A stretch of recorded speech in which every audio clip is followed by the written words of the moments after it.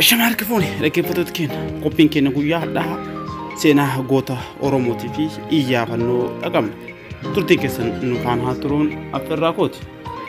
Seenaa goota Oromoo Baarentuu Baruu.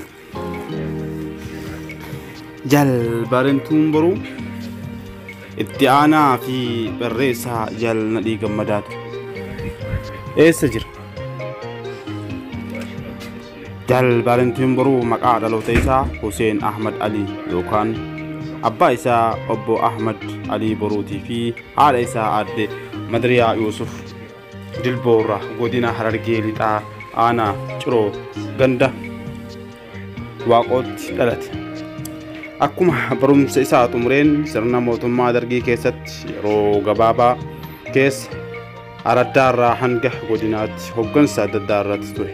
Haaluma kanaan naannoo bara 1972 akka lakkoofsa Habashaatti bulchaa aanaa Ciroo ta'uudhaan akkasumas naannoo bara 1975tti akka lakkoofsa Itoophiyaatti itti aanaa bulchaa godina Harargee ta'uudhaan hojjechaa osoo jiru bara 1976 akka lakkoofsa Itoophiyaa keessa qabamee dhaaba ABO wajjin hariiroo qabda jedhamee waggaa 3 oliif mana hidhaa Hararitti erga qabamee booda naannoo bara 1979tti akka lakkoofsa Itoophiyaatti hidhaadhaa bahee yeroo muraasa erga ture booda qaama guutuudhaan qabsoo ABO'tti dabalame.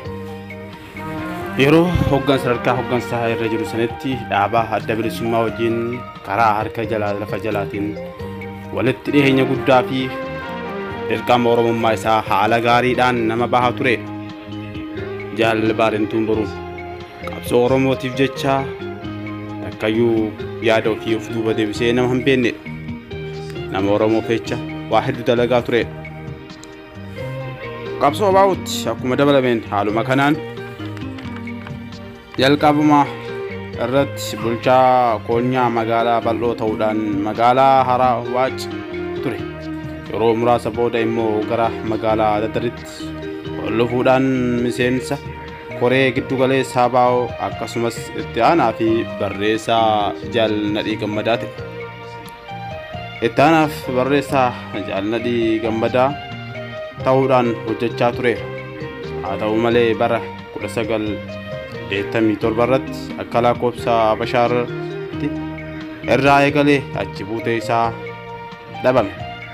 Mana hidhaa keessa akka jiru odeeffannoo hedduutu jira. Kanaafuu yoo mana hidhaa wayyaanee jiraates isaa fi hidhamtoonni siyaasaa hafan hundi akka nuuf hiikaman jechuun yoo iddoo biraa jiraates namni odeeffannoo qabdan nu gargaaraa isin jedha maatii isaatirraa. Yeroo hedduu iyyaafannoo isaan dhiyeessaa akka turanidha. Maatiin isaanii yoo hidhaa jiraates nu agarsiisaa ijaan yoo du'es reeffa isaa nu agarsiisaa jechuun yeroo hedduu isaa iyyaafataa turanidha. Kanaafuu goota keenya kana Jaal Baarentuu Baruu nama Jaal Nadhii Gammadaa wajjin dhimma uummata Oromoo irratti hedduu ifaajaa ture kana akka barbaadan abdii qabna. Waan na dhaggeeffattaniif galatooma.